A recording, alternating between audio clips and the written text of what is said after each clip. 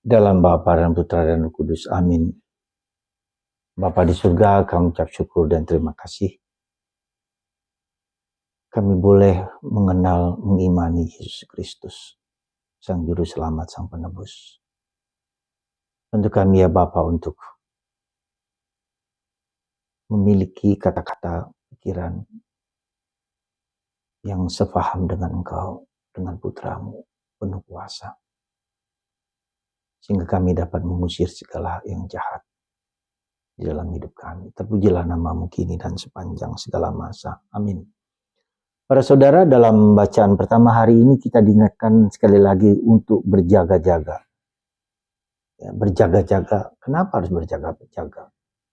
Karena waktu hidup kita, ya, tidak pernah kita ketahui. Kapan ia datang, kapan kita mati, kapan kita meninggalkan dunia ini. Kita tidak pernah tahu. Bukan kuasa kita tidak bisa mengontrol hidup kita masing-masing. Sekali lagi kita tidak bisa mengontrol hidup kita, maka kita harus berjaga. Tidak tidur. Tidak menjadi manusia malam, tapi manusia siang. Untuk itu maka bagaimana caranya kita berjaga-jaga? Yaitu melatih pikiran, perasaan, dan seluruh diri kita untuk setia kepada Tuhan. Supaya hati kita terikat kepada Tuhan, bukan kepada yang lain.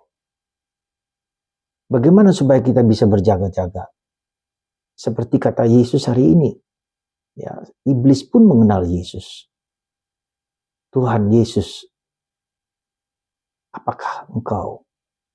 Mengapa engkau peduli dengan aku? Iblis pun berkata demikian kepada Yesus. Jadi iblis mengenal Yesus, kita juga mengenal Yesus. Apa bedanya kita dan iblis yang sama-sama mengenal Yesus? Bedanya adalah buah-buah roh. Buah-buah roh. Jadi hati kita terikat kepada Tuhan kalau buah-buah roh dalam diri kita, buah-buah roh. Itu kesabaran, murah hati, lemah lembut, cinta kasih, mengampuni, memaafkan. Ya. Jadi itulah buah-buah di mana kita sungguh-sungguh tahu bahwa Yesus adalah Allah. Dan Tuhan mengetahui bahwa kata-kataku, pikiranku, tidak hanya dengan pikiran, dengan perkataan, tapi dengan buah, dengan tindakan, dengan nyata, konkret. Jadi itulah yang menyebabkan beda kita antara kita dengan iblis adalah adakah buah-buah roh dalam hidupku secara konkret, secara nyata. Ya. Semoga kita semua hari ini menunjukkan, melihat, mengalami buah-buah roh apa dalam diriku. Jadi tidak hanya kita mulut, kita berdoa, kita percaya, kita yakin.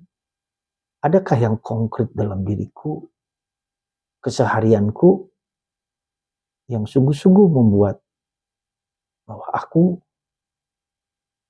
adalah tindakan perbuatanku, sungguh adalah perbuatan cinta kasih Tuhan.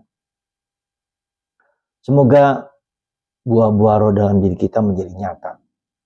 Ya. Tidak hanya di mulut kita, tidak hanya di pikiran kita, tapi dalam perilaku, dalam perbuatan, ketika kita diadili, ketika kita dihakimi, ketika kita tidak sesuai dengan apa yang kita pikirkan, kita melakukan yang baik. Selalu melakukan yang baik di atas segala sesuatu. Semoga Tuhan memberkati Anda semua, supaya aku menghasilkan buah cinta kasih, buah kesabaran, murah hati. Maka ketika kita menghadapi kesulitan, tidak ada cara lain kecuali melawan dan menunjukkan buah-buah kasih di dalam perilaku kita. Tuhan memberkati kita semua. Bapa, Putra, dan Roh Kudus. Amin.